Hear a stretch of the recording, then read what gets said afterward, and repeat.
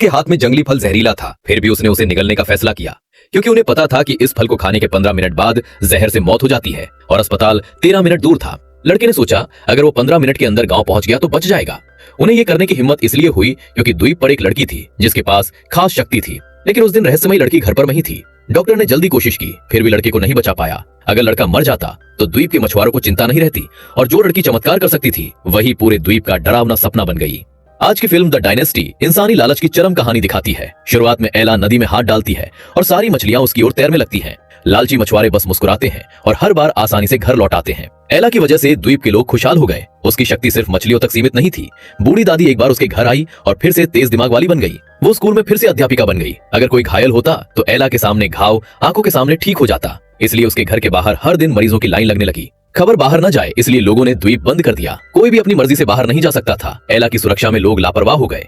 जब ऊबते तो एक दूसरे को चोट पहुंचाते, क्योंकि सब जानते थे एला के घर जाओ और कुछ सेकंड में सब ठीक हो जाएगा। बच्चे भी बड़ों जैसे हो गए। ऊबने पर खुद को नुकसान पहुंचाने का खेल खेलने लगे।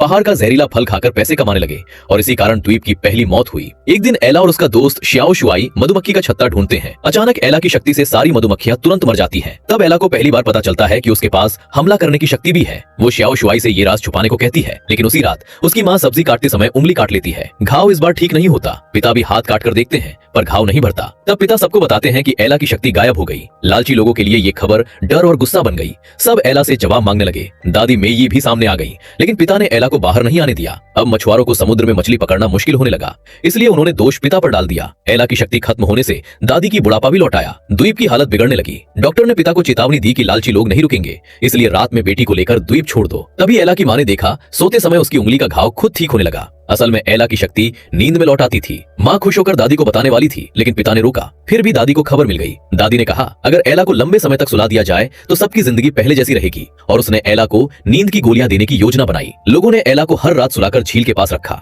ताकि उसकी शक्ति से मछलियां मिलती रहें। जीवन फिर से आसान हो गया, लेकिन एला दिन ब दिन कमजोर होती गई। डॉक्टर ने फिर चेतावनी दी कि ये एला को मार देगा, इसलिए दादी ने डॉक्टर को जहर देकर मार दिया और उसका घर जला दिया। अगले दिन जांच के लिए अधिकारी द्वीप पहुंचे, क्योंकि जहरीले फल से मरे लड़के के माता पिता ने भागने की कोशिश करते समय सूचना भेज दी थी। अधिकारी एला को साथ ले जाना चाहते थे, तभी लोगों ने उन्हें रोक दिया और अफरा तफरी में एक अधिकारी मर गया। दादी ने सब छुपाने के लिए एला को फिर दवा पिलाने की कोशिश की। तभी उसका दोस्त श्याओ शुआई आ गया। उसके पास सच का सबूत था। वो एला को बचाना चाहता था। तभी झगड़े में गोली चल गई। एला चीख पड़ी। उसी पर उसकी रहस्यमय शक्ति पूरी तरह जाग गई। कमरे के तीनों लोग तुरंत मर गए। एला डर के साथ बाहर आई। उसकी चीख से पूरे द्वीप के लोग भी मर गए। यही इस कहानी का अंत है। ये इंसानी लालच की कहानी है। द्वीप के लोग एला को इंसान नहीं, साधन समझते थे। इस स्वार्थ ने इंसानियत की सीमा तोड़ दी और अंत में उसी साधन ने सबको खत्म कर दिया। किसी की अच्छाई को अधिकार मत समझो। लालच और कृतज्ञता अंत में इंसान को खुद ही बर्बाद कर देती है।